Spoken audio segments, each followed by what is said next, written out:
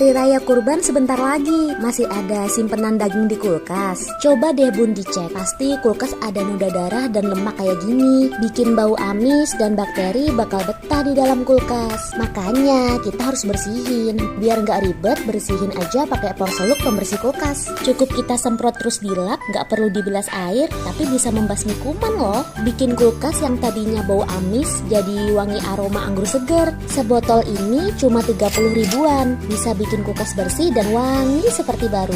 Yuk bun, cobain Porseluk pembersih kulkas.